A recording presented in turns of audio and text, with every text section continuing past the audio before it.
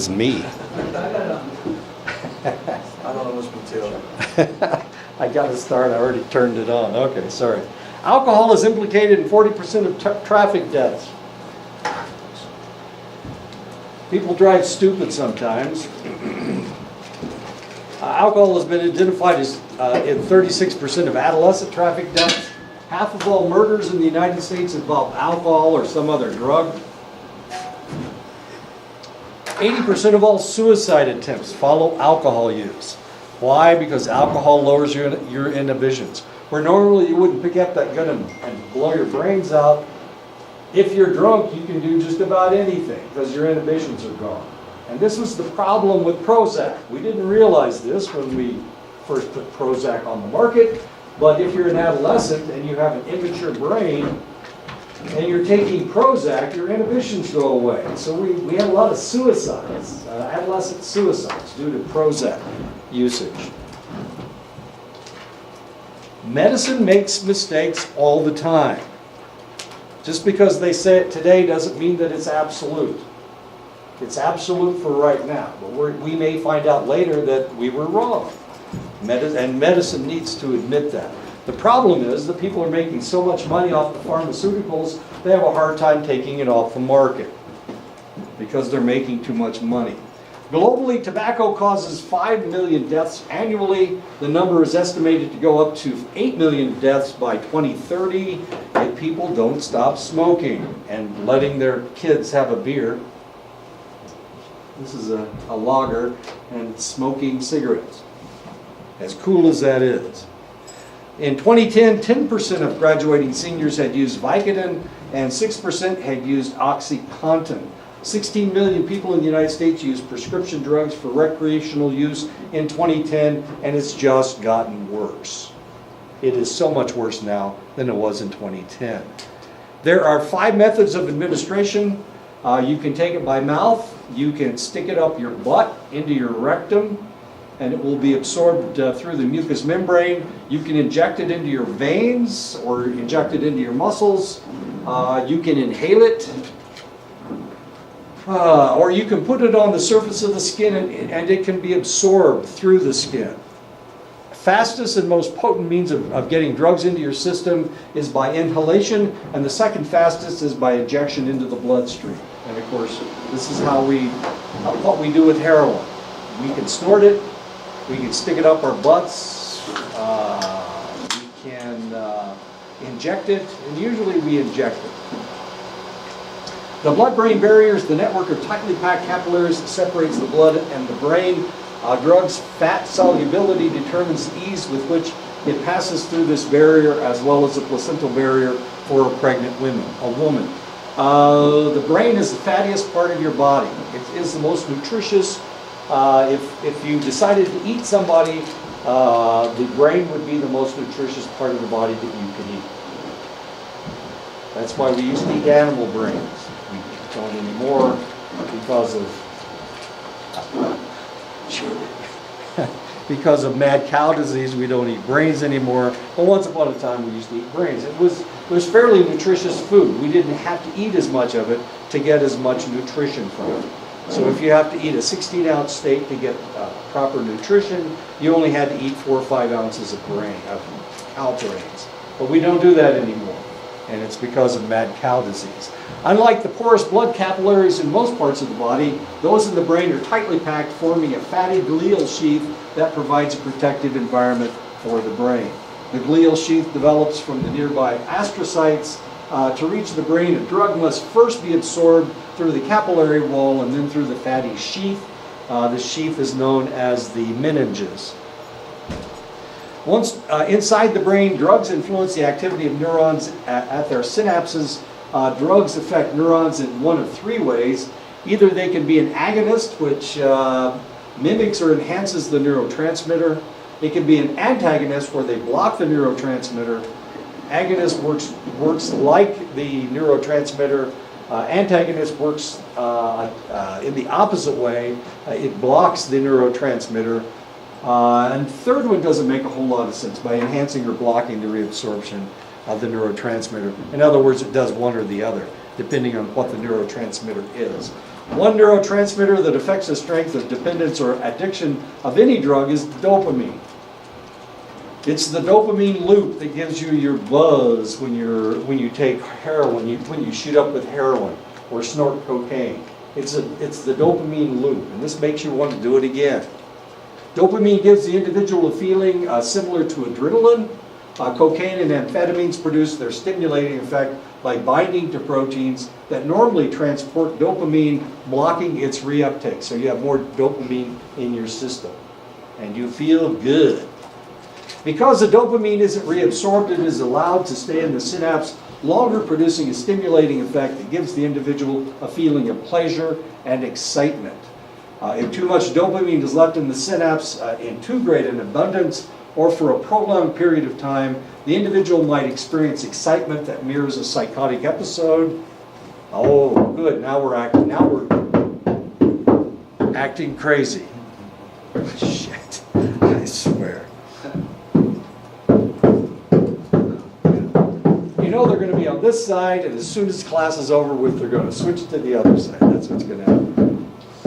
Teratogens are drugs, chemicals, and environmental agents that can damage the developing fetus during fetal development. And as you can see, this child has a cleft palate. Something happened. Some drug that the mother was taking during gestation occurred. And it blocked the sealing of the two halves of the face. The face is created in two halves, and then they have to come together, and they have to tie together right in the middle. And if something happens when they're supposed to be tying the lip together, then you'll get a situation like a cleft palate. They used to call them hair lips. They don't anymore, of course. Hairs, of course, have the break right in between, right under the noses. Asshole. Anyway, what could he possibly be doing? Bang, bang, bang, bang, bang, bang, bang, bang, bang.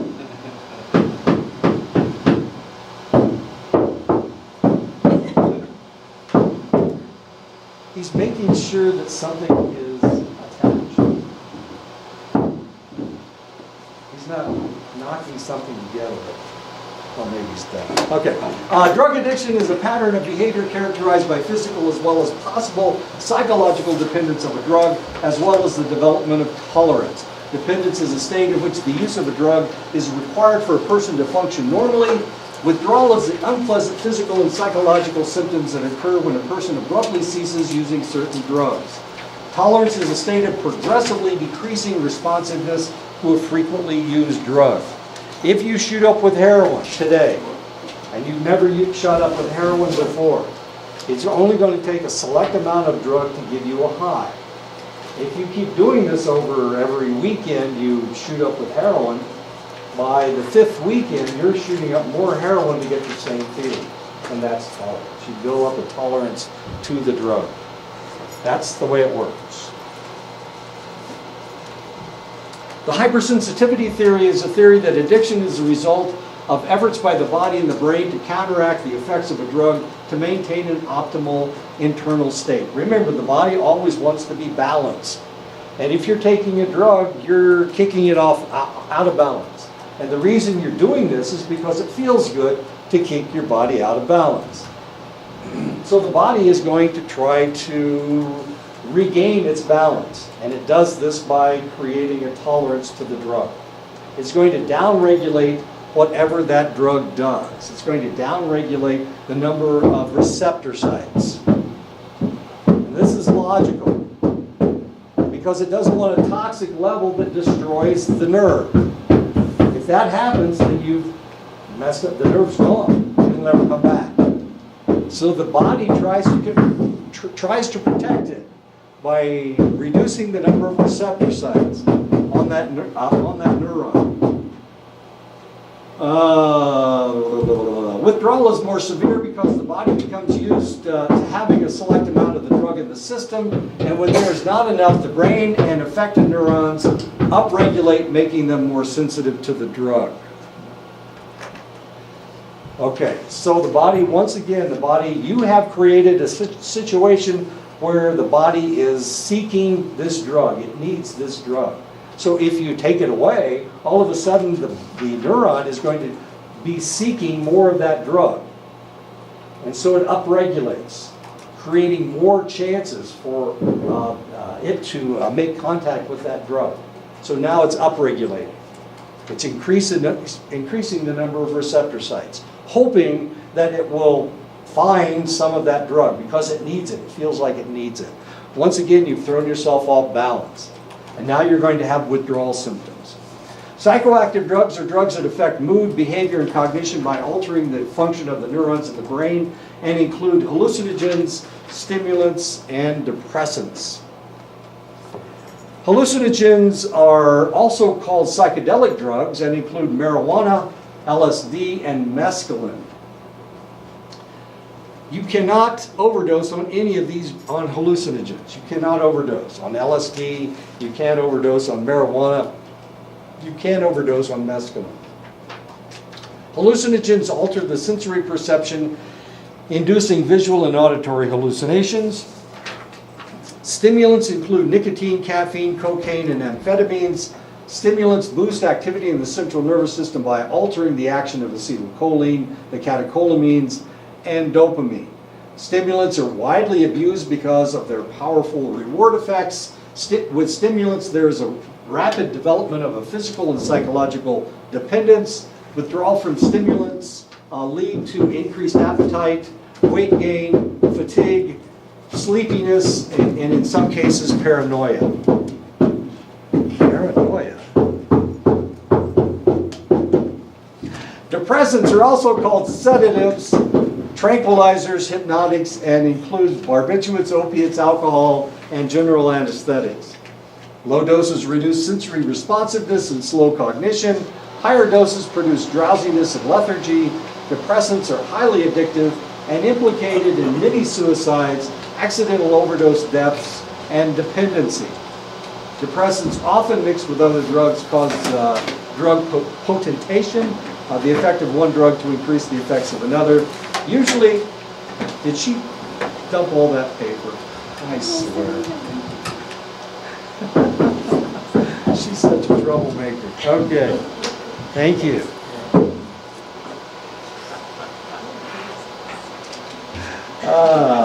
A good example would be barbiturates and alcohol. If you decide to take your sleeping pills with a bottle of whiskey, and you drink enough of that whiskey, you're going to kill yourself, because then the effects of the sleeping pills will be increased by you get a synergistic effect.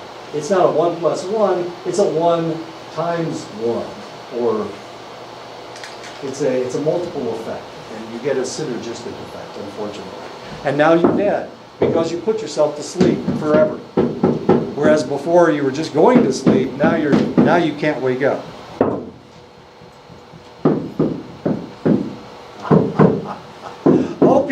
Opiates are drugs derived from the opium poppy. Examples of opiates would be morphine, heroin, and codeine. I've never had heroin, but I have been given codeine before, and I've been given morphine before, and neither of them work on me. Now, I'm sure they work on everybody else. I'm not worried about you guys. It doesn't work on me. Unfortunately, it doesn't work on me. Medical researchers have used the chemical structure of opiates to create similar synthetic drugs. Good examples of that would be Demerol, fentanyl, and Dilaudid. I have actually taken both Demerol and fentanyl. That's how they knocked me out for my surgery, was using fentanyl. The morphine didn't work. Demerol, I had kidney stones, and they were trying to knock me out so I could pass the kidney stones, and they gave me Demerol, and it actually knocked me out. So maybe the synthetic opiates actually do work on me. It's the natural opiates that don't work. These are opioids. What am I talking about? It is estimated that there are 12 to 14 million people worldwide who use heroin. A lot of people in Europe use heroin. Biomedical models view physical dependence as a chronic brain disease. The biomedical model often assumes that addicts inherit a biological vulnerability to physical dependence. Concordance rate is the rate of agreement between a pair of twins for a given trait. Concordance studies of monozygotic and dizygotic twins suggest that genes play a role in physical dependence with many psychoactive drugs. So the idea is the reason that you have a problem is because of your genes.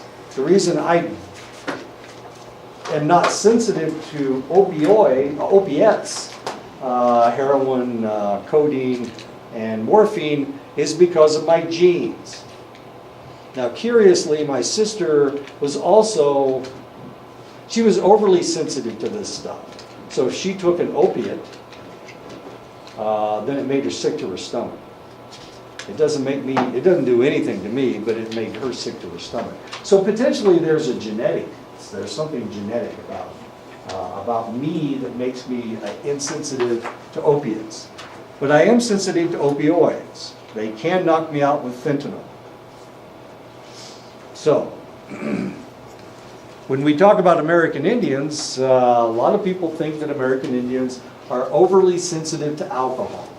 And that's one of the reasons why there are so many natives who are alcoholics. But the reality is, of course, there are more white people that are alcoholics than there are American Indians. But you guys don't care about white people. You don't care that there's more of those drunk white guys out there. You don't care. All you care about is yourselves. And that's logical. It's very logical. I don't care about those people either. You know where I go to, I want to see a really drunk white person? Where do you go? I go to Las Vegas and see the white together. Oh, man. If you want to see drunk, well, you've been with Europe. You've seen a lot of drunk people. That's like a whole... We have to travel like Just go across the mountains, and there they are. All these drunk white people.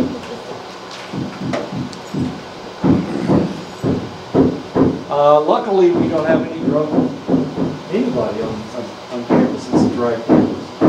So, I don't remember seeing them. If I want to see drunk natives, I just have to go down to Chinley and go to the store. They're always going to pick me up for money. I'll just take all the change in your pocket. Okay.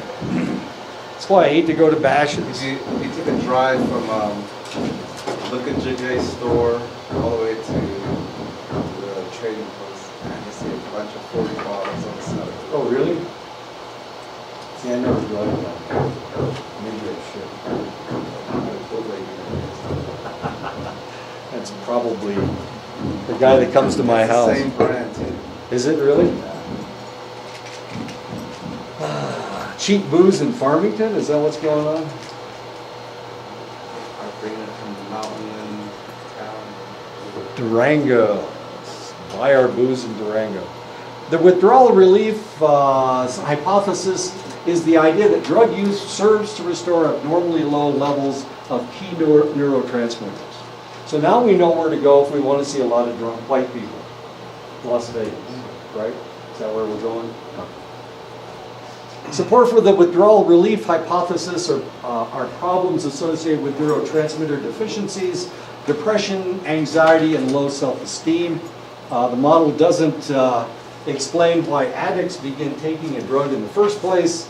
The model doesn't explain why relapses are common even long after withdrawal symptoms have subsided.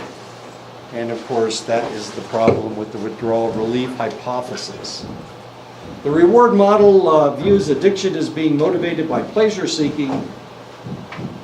Cocaine, alcohol, and nicotine increases dopamine levels, putting the brain's reward system into overdrive. Now, one of the problems with all of this stuff is that we don't talk about why people start. Why do people start drinking? Why do people start taking heroin? Why do they start snorting cocaine? Because everybody else is doing it. To be cool. To be cool? It's in the genes. Sorry? It's in the genes. So they have to. They don't have a choice.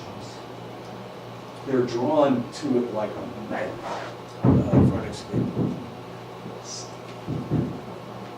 It doesn't feel good. Evidently, I'm a hedonist. I don't do anything that doesn't feel good, okay? I don't hit myself in the... I've got a splinter in my finger, doggone it, and every time I touch the end of that finger, it hurts. But I don't just touch that the end of that finger just for a good time.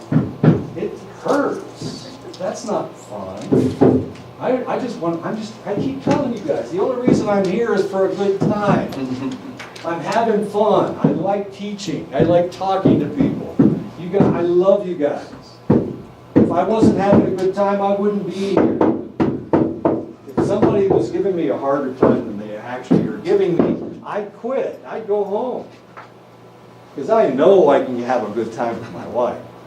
She's a blast. She's just a hoot. That's why I married her. I wouldn't marry somebody that's not very nice. I did twice. And they divorced me because I was so boring. I am so boring. Okay.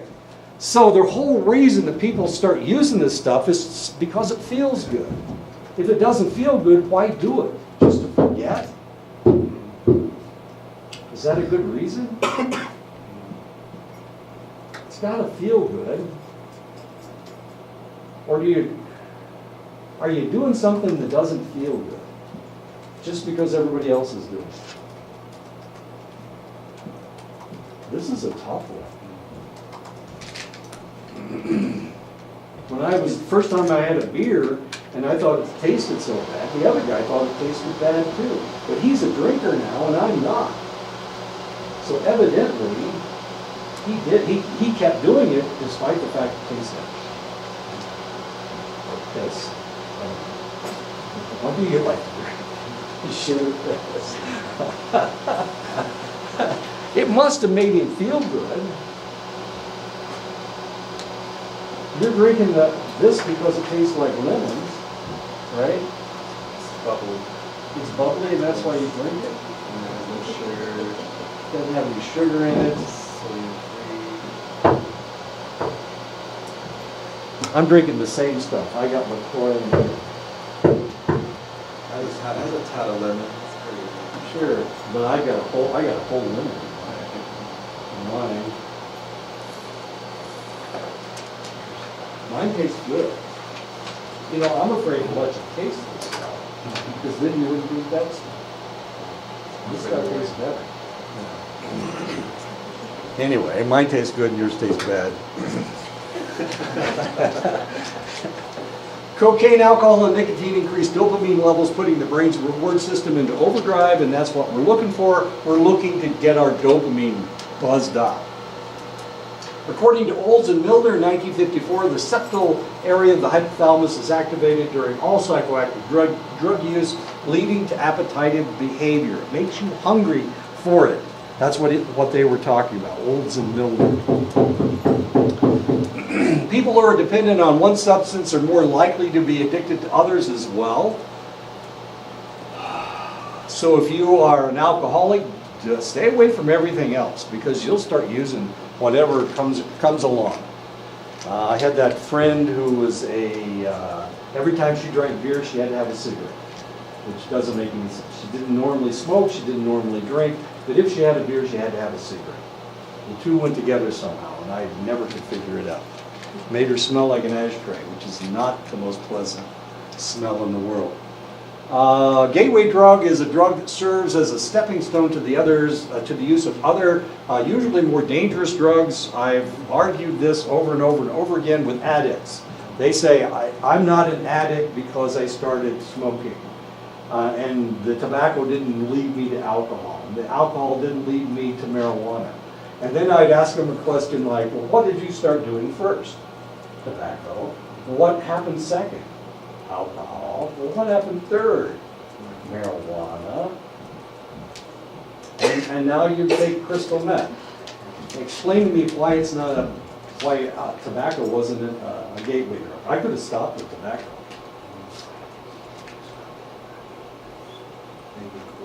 Because it made them cool. So they just kept going. Yes, it's a gateway drug. Some people can stop at marijuana. Some people start with marijuana. Doesn't happen very often. It has to do with the cool factor. That whole adolescent cool thing that makes absolutely no sense whatsoever. Some drugs that produce feelings of well-being are not considered physically addictive. The reward model is unable to explain why drug use continues even when unpleasant side effects occur. So it's not just the feeling of wonder that you get. Sometimes people just keep doing it. The gateway hypothesis was developed because tobacco and alcohol use historically has been considered powerful predictors of use of marijuana and other illicit drugs.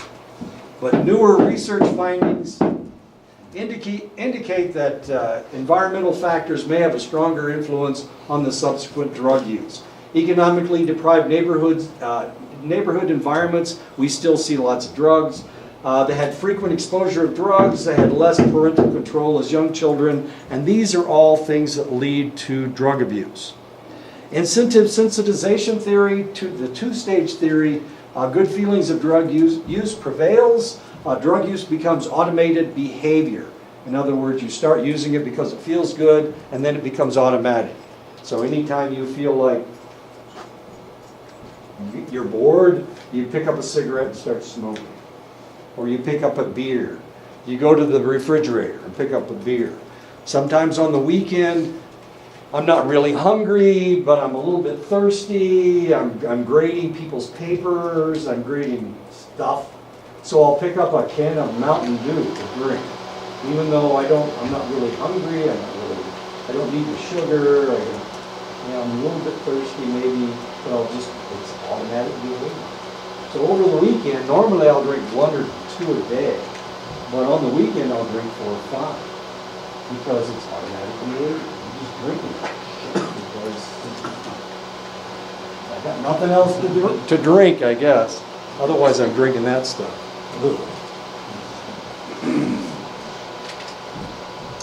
This expands on the reward model, explaining the repeated drug use sensitizes the brain reward system to drug-related cues. Thus, they become conditioned stimuli that evoke dopamine release and craving. Whenever you're with select friends, maybe everybody lights up. They have to have a cigarette.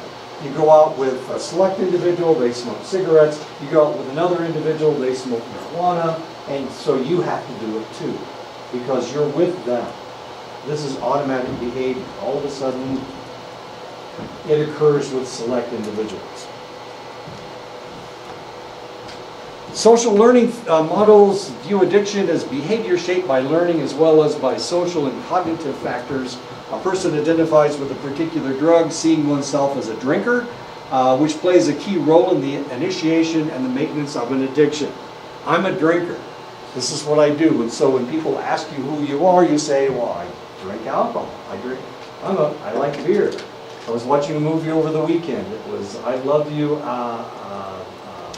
Cooper. Elizabeth Cooper. I Love You, Elizabeth Cooper, which is kind of funny because this guy. So he's out with Elizabeth Cooper, who's actually making fun of him throughout most of the movie, and she takes him into the store to buy her booze for her, even though he's underage as well. And she asks him what kind of beer he likes, and he says, "It doesn't matter.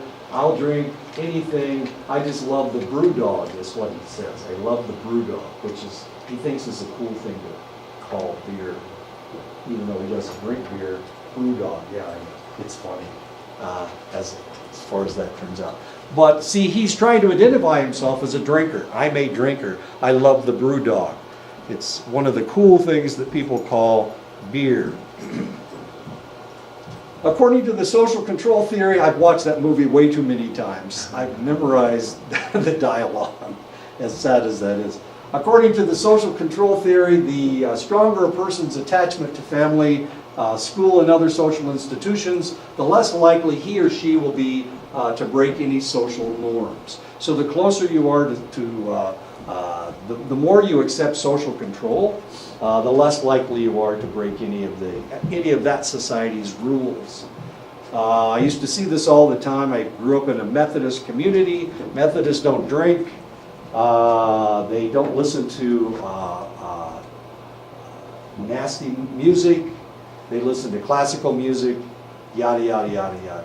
But the more frequently they went to church, the less likely they were to drink, the less likely they were to listen to the bad music. Rock and roll, it was rock and roll at this time. I grew up in the 50s and 60s, okay? So it was rock and roll music that was the bad stuff. So these individuals, of course, never listened to that music. Now the funny thing was that my dad, who never went to church, grew up with an evangelist. His sister was an evangelist. And he would not listen to rock and roll music on the radio because that was not what good people did. As funny as that was. And my dad would only drink when he was in his army uniform. He was in the reserve, so every time he went to camp, he would drink. But when he wasn't at camp, he wouldn't drink. As interesting as that is. I guess away from camp, his sister had no control over him. This society had no control over him. As curious as all that is. Peer cluster theory maintains that peer groups are strong enough to overcome the controlling influence of such social institutions. And of course, we see this with... I was watching something over what you're talking about social norms and stuff. And it was an interesting episode of, I don't know what TV show it was, but anyway, they were talking about Michael Landon. Oh yeah, Michael Landon. He was pretty good until they were making the setup of Bonanza. Yeah. That's when his drinking started to fit in with his cast. Yeah, right. And it just started from there. The smoking started, his drinking started. It got to where it took over that pancreas cancer. Right. And it just ate him from inside out. And after he got pancreatic cancer, he stopped smoking and drinking. And he tried to go on a special vitamin diet. Yes. Yeah, he's tried to go on a special diet. That couldn't get enough nutrients out of it. Right. Little House on the Prairie. He was making Little House on the Prairie. And then the set of that Little House on the Prairie, it was actually little shots. Oh, is that right? Yeah. So he's a little bit snockered. It's one of the episodes you probably like So while he was when he was making Bonanza, where everybody was not everybody was a drunk, I'm sure that's not true, but the old man was from Canada. They drank a lot. Maybe that had something to do with it. Lauren Green was actually Canadian. Anyway, he started drinking pure clustering. That's when he started drinking. Brew dog. The brew dog, yeah, he started drinking the brew dog. When you drink a can of beer, 20% of the alcohol is immediately absorbed into the lining of your stomach and enters the bloodstream. Now this is true of men, but it's not true of women. Women, most of that alcohol is going to go right into your small intestine. And you're going to get drunk really, really faster. Well, 20% faster. But men, of course, have more alcohol dehydrogenase in their stomach, and it breaks it down, and it sends it into the stomach lining. The remaining 80% moves into the upper intestines, either rapidly or slowly, depending on the amount of food in the stomach, slowing the process down. If you are drinking on an empty stomach, it'll move into your stomach or into your small intestine relatively quickly. But if you've eaten especially a fatty meal, then some of that food will slow down the emptying of your stomach, so it'll stay in your stomach longer. It takes a 175-pound man 1 hour to rid their body of 1 ounce of alcohol, 1 12-ounce can of beer, 1 4-ounce glass of wine, 1 ounce glass of 80 proof liquor. Women don't have as much alcohol dehydrogenase in their stomachs, and hence they metabolize alcohol slower than a man. So women get drunk a lot faster, and they pass out from drinking much more readily because they are female. And you have more fat, you have more body fat, you have less muscle mass. And because you have less muscle mass and more body fat, you don't metabolize alcohol as readily as men do. So never match shots with a guy, especially no matter how big the guy is, it really doesn't make any difference. Doesn't matter how small the guy is. He may have a rapid metabolism because he's so small. Blood alcohol level, the amount of alcohol in the blood measured in grams per 100 milliliters, or 100, we call it milligrams percent. 0.08 grams per 100 milliliters of blood is considered legal intoxication in most states, all except for Utah, in Utah you have you can't have a blood alcohol higher than 0.04% grams percent. Up to 0.05 grams percent makes the user feel mildly euphoric. The blood level of 0.1 grams percent makes memory and concentration dull, and motor function is impaired significantly, so you don't move around very well. Between 0.1 grams percent and 0.15 grams percent, walking and fine motor skills become extremely difficult. By 0.2 grams percent and 0.25 grams percent, vision becomes blurry, speech is slurred, walking without staggering is impossible, and the drinker may lose consciousness. Anything over 0.35 grams percent may cause death, depending on how much tolerance you have. I told you about the guy, little bitty, weaselly little fella. Had an accident. This is in Germany. He had an accident. And when they measured his blood, it was 0.27%. And this guy was not only driving, they couldn't tell that he had had anything to drink. He didn't have slurred speech. He didn't have a walking problem. He didn't have any problem at all. It was 8 o'clock in the morning. He slid off the road, and that's the only reason the cops got involved at all. He had a 0.27%. His body was so tolerant of alcohol that he could drink all the alcohol he wanted. Well, maybe not. But he had had that much alcohol before he came to work. This is on his way to work. He had slipped off the road. And the Germans measured his blood level at 0.27%, which is even legally drunk, well, actually legally drunk in Germany at 0.4 milligrams percent. I know. He was real drunk as far as they were concerned. They took his international driver's license away. They told the United States military that they didn't want to see him driving at all, ever. His wife was a doctor, and she said he's an alcoholic. His tolerance level is so high that he can be at 0.5 and not be dead.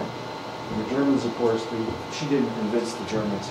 He died about 2 years later of alcohol poisoning, despite the fact that his wife was a doctor. She couldn't do anything about it.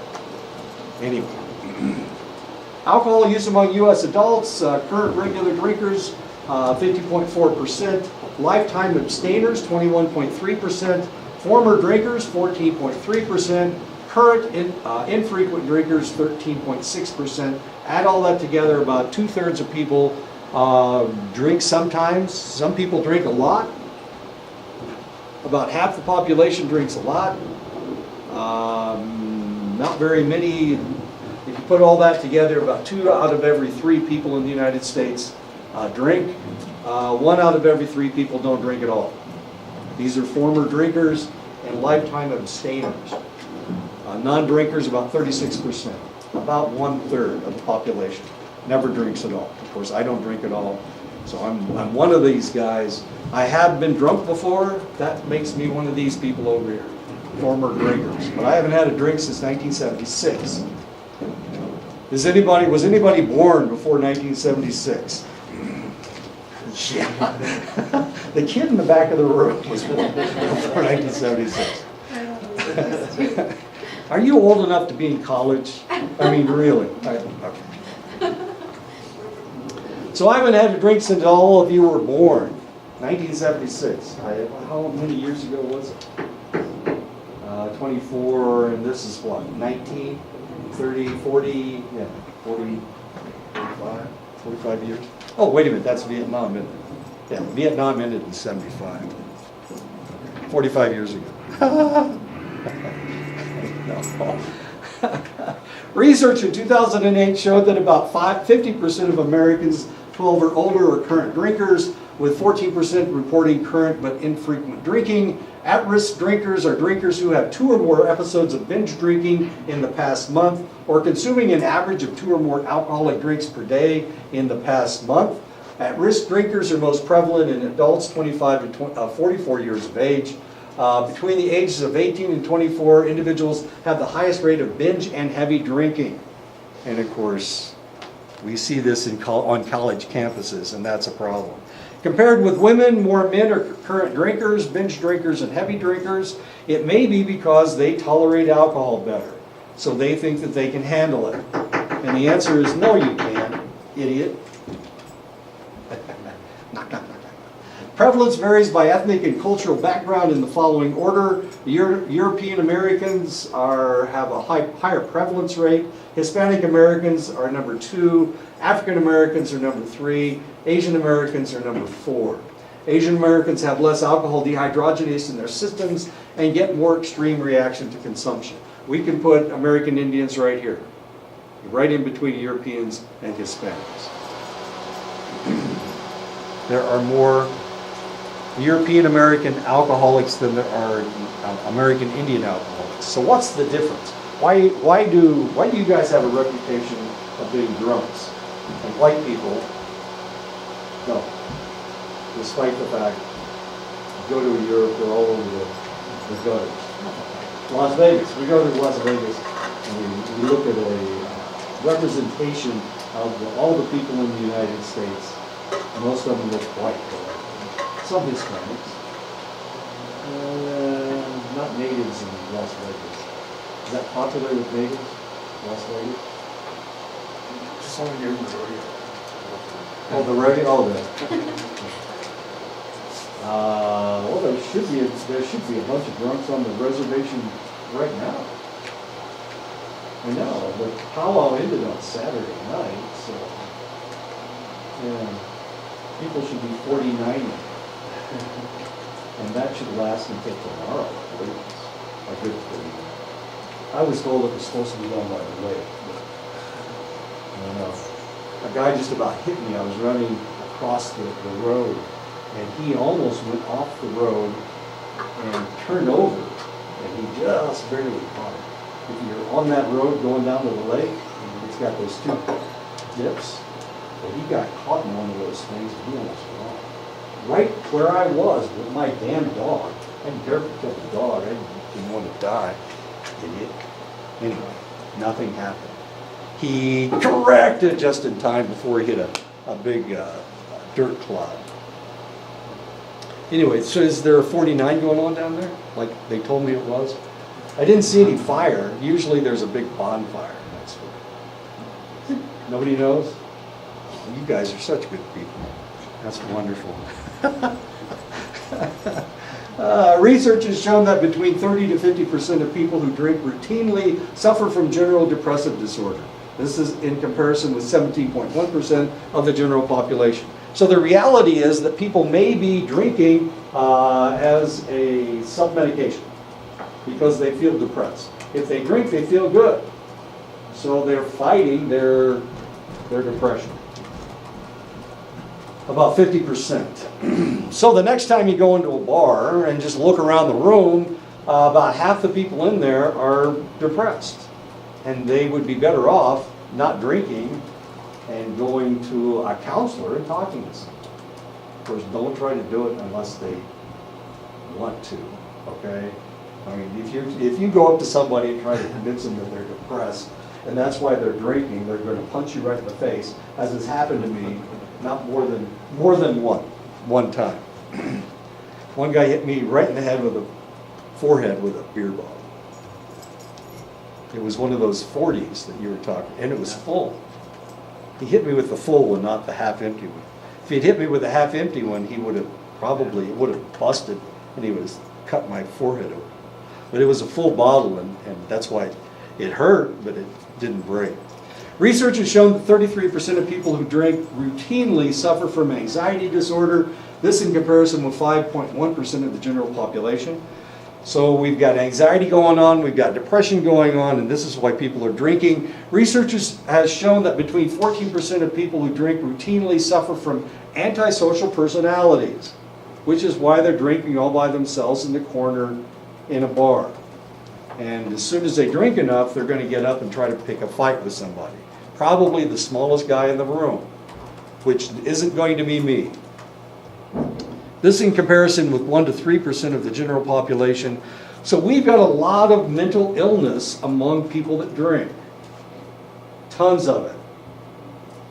depression, anxiety, antisocial personality disorder. So they're potentially drinking to forget. Research has shown that 36% of people who drink routinely suffer from addiction to other drugs. So they're self-medicating. There's a lot of self-medication that's taking place.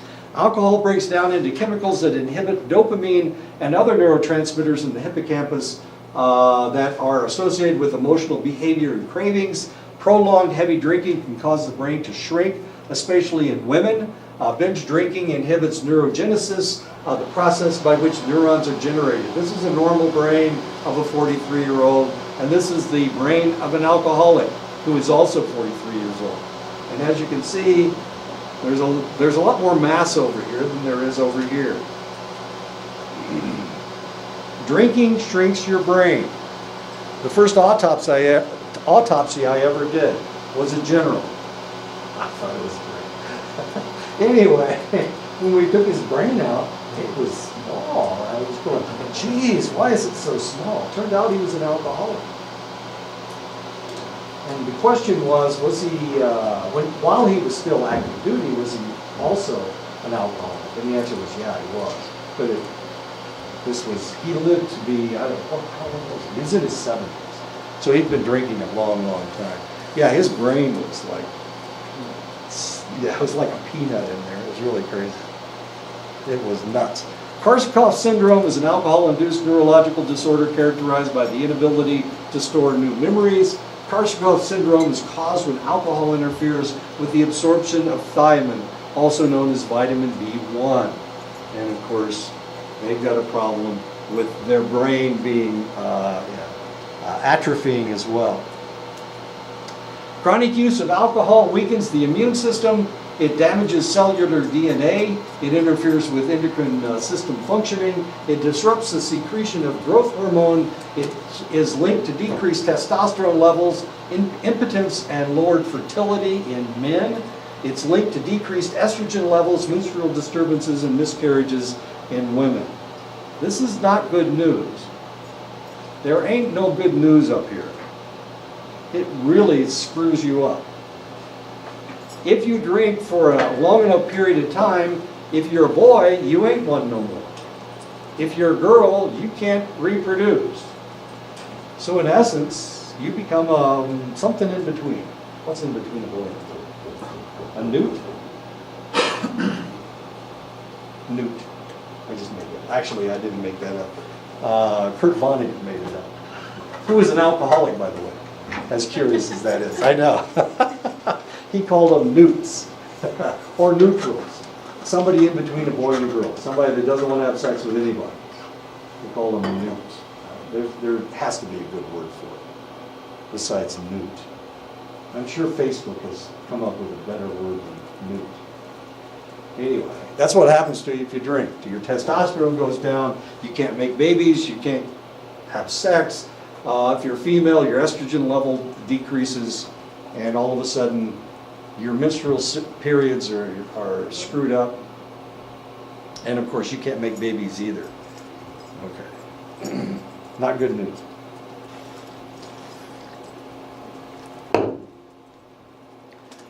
Alcohol promotes the formation of fat deposits on the heart muscle and contributes to cardiovascular disease. Alcohol promotes the formation of ulcers and liver disease, hepatitis, and cirrhosis, which is always fun. Alcohol-induced cirrhosis, alcohol-induced hepatitis. Fetal alcohol syndrome is a cluster of birth defects that include facial abnormalities, low intelligence, and retarded body growth caused by the mother's use of alcohol during pregnancy. And as I said before, it would be, it's not really fair that she has to abstain during her pregnancy while he gets to go out and get drunk every night. But that's just the way it is. I'm sorry. If you're going to carry the babies, you're going to have to do this. It's just the way it works. And he can be the biggest jerk in the world, which he probably was anyway. So the other question has to be, why the hell did you marry such a jerk? And I don't have an answer. Only you can answer that question. I don't have an answer for that. Behavioral disinhibition is a false sense of confidence and freedom from social restraints that results from alcohol consumption. This often results in increased aggressiveness, risk-taking behavior that the individual would normally avoid. Alcohol myopia is the tendency of alcohol to increase concentration on immediate events, reducing awareness of distant events. So the more you drink, the more that you focus on what's going on right here, but you miss everything else. You don't care what's going on globally. We just had 2 airplane crashes within a week that killed everybody on board. It has something to do with the 747 Extreme Max, the 747 Max. And now they think they know what's wrong. It's a software problem. The computer is telling them that the nose is pointed up when it's actually pointed down. And the computer takes over because, you know, people are stupid. And when it takes over, it thinks that the nose is up when it's actually down, and it drives the plane right into the ground. It's done it twice. And now Boeing has said that they're going to fix it. We were worried there for a minute. We thought everybody was going to die in those things. Abby Zawacki and McCausland in 2000 did this research. They looked at 176 college students, 88 males and 88 females. 2 alcoholic or non-alcoholic drinks were given to them. After 10 minutes of absorption period, they were allowed a 15-minute conversation. Trained observers coded for attentive cues and sexual interest cues. The results, the drinkers exaggerated sexual interest cues and ignored ambiguous attentive cues. Alcohol allows people to concentrate on salient cues that fit their current beliefs. In other words, they allowed these people to talk to each other, and the men thought that the women were interested in them, even though the women may not have been interested in them. But the alcohol told them that they were interested when they weren't. The alcohol masked the fact that the women weren't that attracted to them. So what's going to happen next? Well, if you go to a bar and people are drinking and somebody comes and hits on you, then you might not be able to tell him no. This is the problem if you're a female. And if you're a male, you may think that everybody's attracted to you and that you can actually dance. And the reality may be you can't dance for one. And nobody's attracted to you. So alcohol actually deludes the individual. Now the problem is that if the female is drinking at the same time, potentially she will be deluded as well. This is what the term coyote ugly has, where that came from. People end up with somebody that they would never end up with if they were sober. And of course, coyote ugly, which is a really mean term that is supposed to just refer to the female, but in essence it can refer to the male as well. Women are just as deluded as men are. And you can't tell them no because he's been drinking. And he's drinking Guinness. Looks like he's drinking Guinness, which has a lot more alcohol in it than Budweiser does, than a lager beer anyway. And he just will not take no for an answer. And as you can see, she's about as interested, well, she's not interested at all, is she? Alcohol dependence is a state in which the use of alcohol is required for a person to function normally. Delirium tremens is a neurological state induced by excessive and prolonged alcohol use and characterized by sweating, trembling, anxiety, and hallucinations, a symptom of alcohol withdrawal, of course. And these are the DTs. So if somebody starts having this problem, they need to go drink, they need to take in the hair of the dog. In other words, they need to consume some alcohol so that the DTs will stop. Now, people that are really good drinkers, this is about between 6 and 20% of the drinking population, are people with the DTs. And if you've got the DTs, you'll do anything to stay away from them. It doesn't feel good. Sweating, trembling, anxiety, and hallucinations. And when we're talking about anxiety, we're not talking about, oh, I feel like somebody might come through the door. You're thinking somebody is going to come through the door. The hallucinations you see are bugs crawling on your skin. You may see rats coming out of the woodwork. You may see monsters coming around the corner. Wolves, ghosts, horrors that you can't imagine. So in order, there you go. I hope you put a couple shots in there. Yeah, there. You'll be okay in just a minute. Just take a couple swigs and you'll be fine. Okay, and that's what the DTs are. Now I told you it's between 6 and 20% of the population has these things. Between 6 and 20% of the population are drinking 80% of the alcohol. So when they create an advertisement, they're creating advertisements for the drunks, for the people with the DTs. Not you guys that have a beer every third month or every third year. And they're certainly not advertising. To me, I haven't had a drink since 1976. But I do buy my wife wine for times, and I'm trying to get her drunk with it. It doesn't work anyway. It used to work, but it doesn't work anymore. As I get older, as she gets older, she gets smarter. There's not a line that I can use that works on her. She's so damn smart. I need new lines. That's what I need. I need new lines. Alcohol abuse is a maladaptive drinking pattern in which drinking interferes with the role obligations. Estimated heritability of alcohol dependence or abuse is 0.357 for males and 0.262 for females. And those of you who have taken Sue or Sarah's research methods class understand how high that actually is. Among males, alcoholism in a first degree relative is the single best predictor of alcoholism. It's because it becomes normal. You see it as a normal behavior, so you're more likely to drink. You saw it in your dad, you saw it in your mom, so you're more likely to drink. And that's the number one predictor of whether you will drink, if your mom or dad did, or a brother or sister. A beloved brother or sister drink, then you're more likely to drink. You see it as acceptable behavior. You've seen it in others that you respect it. Therefore, you're more likely to try it as well. Adopted children are more susceptible to dependence if one or both biological parents were alcohol dependent. Identical twins have twice the concordance rate of fraternal twins. So if your twin brother or sister drinks, then you're twice as likely to drink as if your fraternal twin drank. Researchers have found a gene that alters the dopamine receptor DRD2. DRD4 gene moderates alcohol craving. DRD2 is also found in people with attention deficit disorder. Remember DRD2A1? Okay. These people are also more susceptible to alcoholism, people with DRD2 genes. Alcohol's anxiety relieving effects may be enhanced among children of alcohol abusers.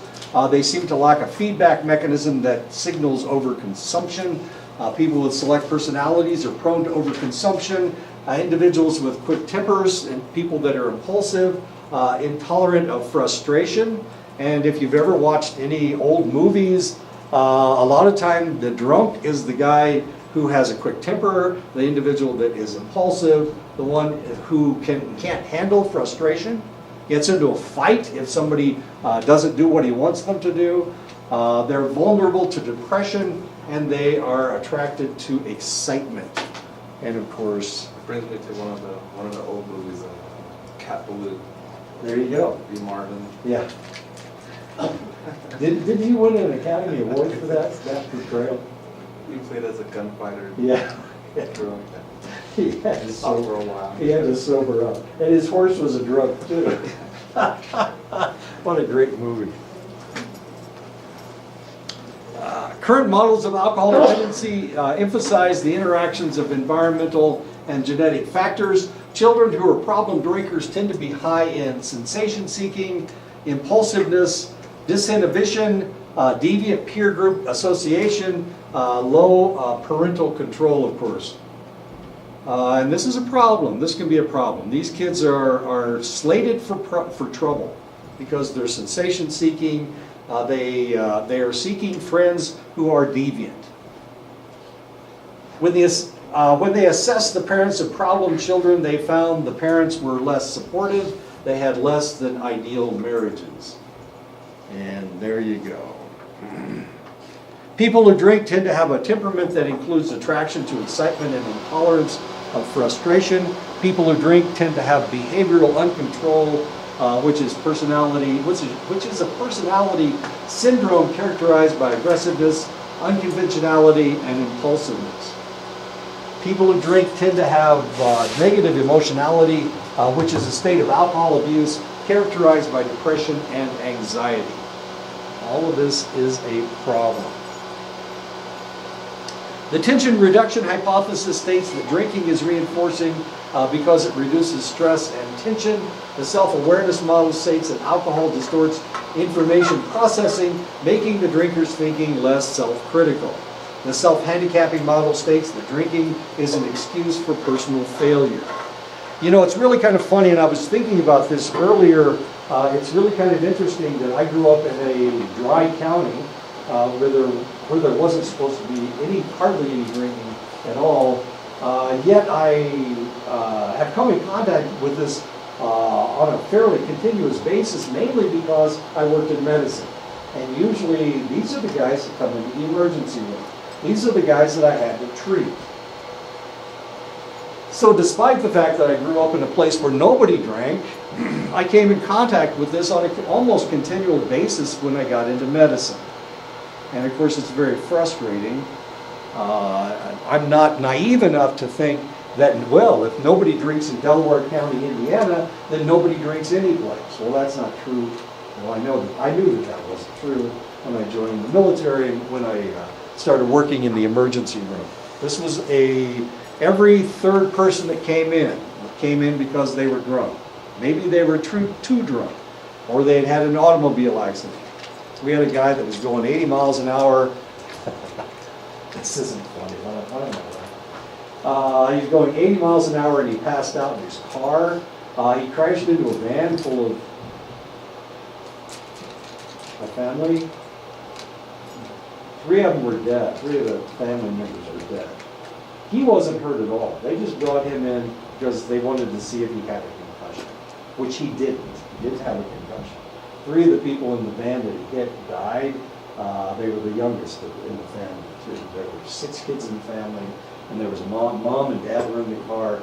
The dad had gone through the windshield. Of course, he was the first one that we treated. We wanted to treat the kids, but 3 of them were already dead. There were 3 more kids in the car. And it was the teenagers that were in the front. It was the kids that were in the back that were the ones that died. He kind of hit them from the back. But the dad went through the windshield because he didn't have his seatbelt on. So I'm blaming the dad. Mom had her seatbelt on. She was hardly hurt at all. Well, we had to treat the dad first, and then we treated the teenagers. And he was there for the whole thing. He was in another room. And we of course, we were trying to save the old man's life. He died too. The father died. The 3 kids in the back died. The teenagers were okay. I'd say they were okay. They had broken legs. One of them had a fractured skull. Mom had a fractured skull because he hit him in the left rear bumper, so it knocked them all to the right. And the ones that were next to the window, Mom and the teenager that was next to the window, they fractured their skulls because they hit the windows and busted the windows up. Anyway,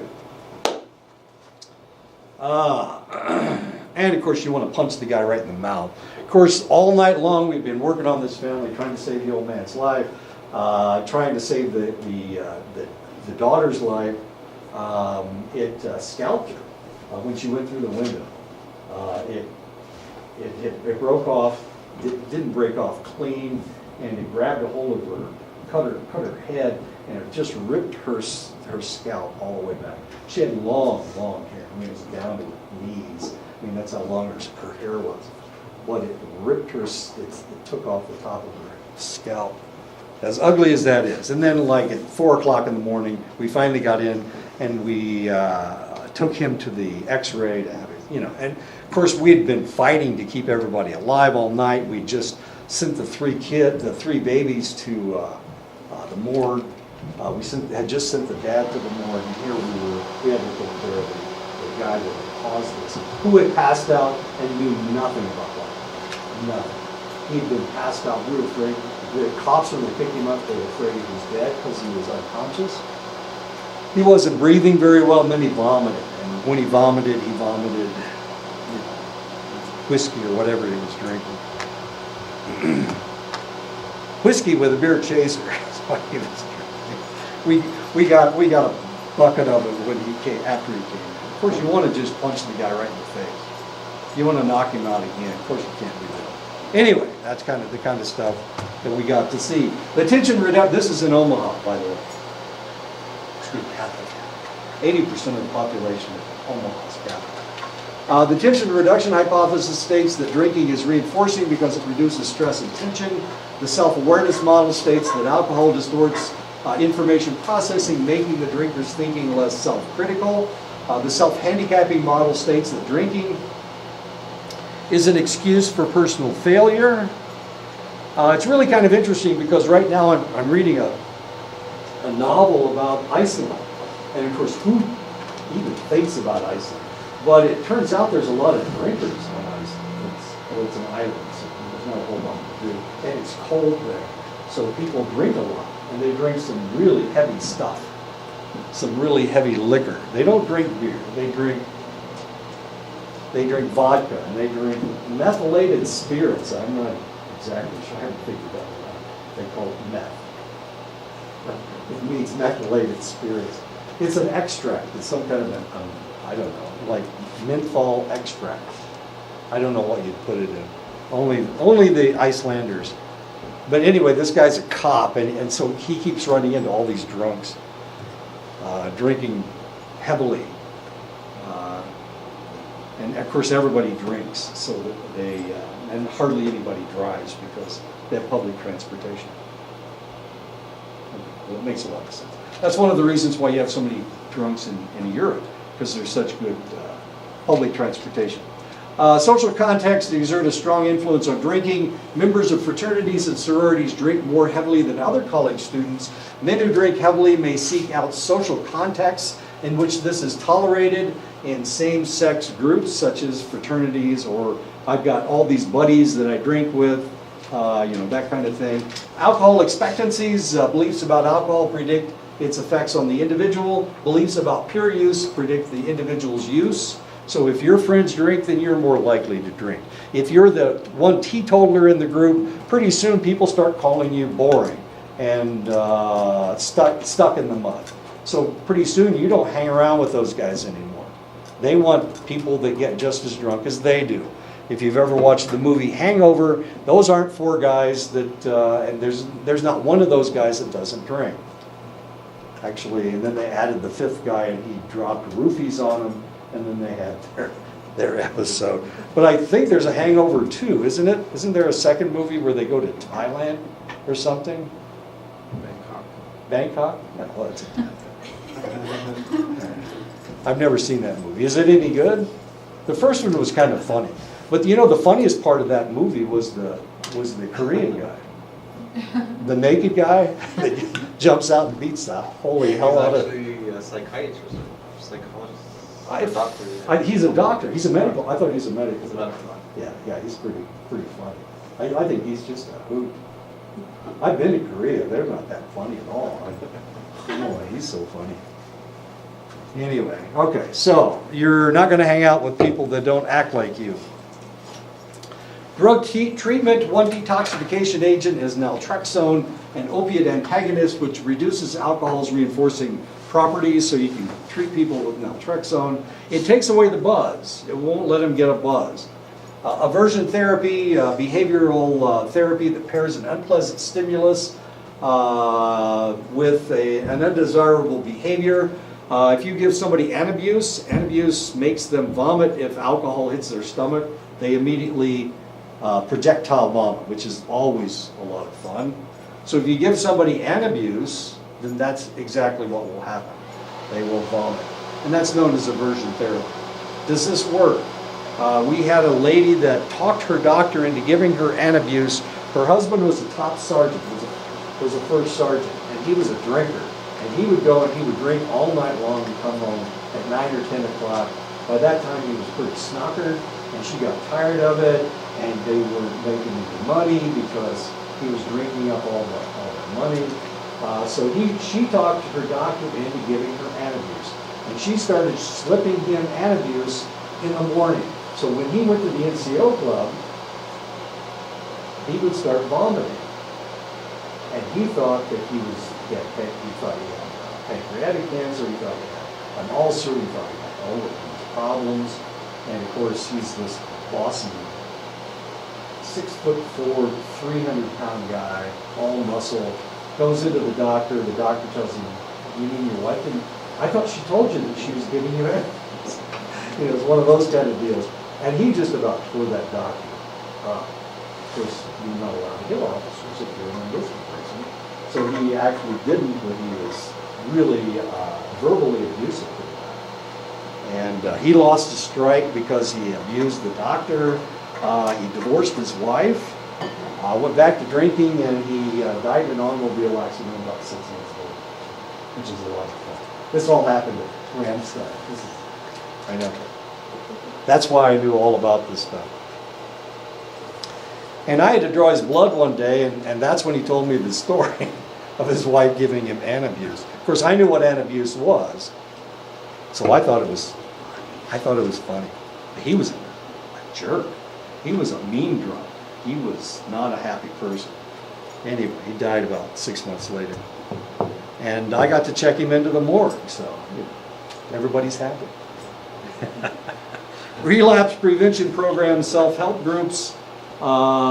These control your drinking, drink refusal training, and coping and social skills training. Training people to say no, which is not the easiest thing in the world. Your friends come around every time, Charlie comes, everybody's got to smoke pot because that's what Charlie wants to do. So everybody smokes pot. You learn to say no. Refusal training. Most prevention programs derive from one of two perspectives. Wellness theory proposes that healthy behavior is a conscious and deliberate approach among people who have a sense that their worlds are coherent and understandable. Problem behavior therapy suggests that risky behaviors often occur together as a syndrome. Smoking peaked in the United States in the early 1960s. We're done with alcohol. I'm not going to talk anymore about alcohol. I'm done. All the dead He said, "Where did you find my picture?" Oh, was that you? All right. Sorry, I didn't realize it was you. This must have been you a couple weeks ago. Okay. Smoking peaked in the United States in the early 1960s. Half of adult men and 1/3 of women smoked. And they advertised it on television. So every other commercial was, every second commercial was a tobacco commercial. And we knew all the cigarettes. Lucky Strikes, Chesterfield, Salem, we knew them all. And of course, it was always on television. It was right there in front of us all the time. Today, 19.8% of U.S. adults smoke. Most of the decrease occurred among upper socioeconomic status groups of men. Lower socioeconomic status men continue to smoke. And those are the people smoking in the United States today. Not the wealthy men, not the wealthy people, it's the poor people. Smoking among women increased sharply, mainly because they were rebelling against their husbands, and they wanted to show that they were individualists, so they were able to, picked up smoking. And so if you remember, and of course none of you do because none of you are that old, but they had cigarettes for women, and they were pretty. They weren't just that white and brown stuff. They had Virginia Slims, which were a skinnier cigarette. They had ones, the Eve, which had a flower print on the paper, as pretty as that is. Everybody wanted to smoke those, even me, but I was afraid. No, just kidding. Smoking rebounded among U.S. teens in the late 1990s. Smoking is increasingly prevalent in Asian countries and developing parts of the world. And if you go to Japan, you go to Korea, you go to China, You go to Vietnam, everybody, all the men are smoking. And of course, they smoke differently than we do. In the United States, if you watch old movies, we used to draw the smoke down into our lungs and then we blow it out our noses. That's the way people smoked. If you smoke in Asia, you draw the smoke not into your lungs but down into your stomach. And then you kind of burp it out. It comes out. Anyway, it causes a lot of stomach cancer in Asians, as strange as that may seem. One of the ways that they've tried to control smoking around the world is by taxing it heavily. When I was in the military, we could buy a carton of cigarettes for $1.40, I think. They used to give us cigarettes with our K rations. Did you guys get them too? You did. Good. That was stupid. I used to trade mine for Kool-Aid.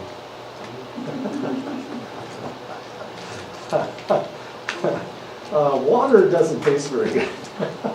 Especially water when it's been purified. It has a really ugly flavor.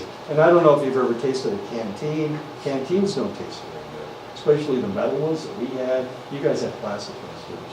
We had plastic ones too. We were always trying to get the plastic ones. But if you ever put anything in there that had a flavor to it, it would stick to the plastic. The metal ones just tasted like metal. But the plastic ones, if you put cherry Kool-Aid in there and then you put lime Kool-Aid in after it, then you got this really horrible, ugly flavor. Anyway, I used to trade my cigarettes for Kool-Aid. And we would get we'd get care packages from home and they'd be full of Kool-Aid because you couldn't drink the water. You had to put Atabrine in your water anyway. Yeah, you guys don't understand this. Anyway, okay, smoking is the most prevalent among American Indian Alaska Natives, 36.4%. We were in a swamp, okay? You guys were in a desert. There's a difference between a swamp and a desert.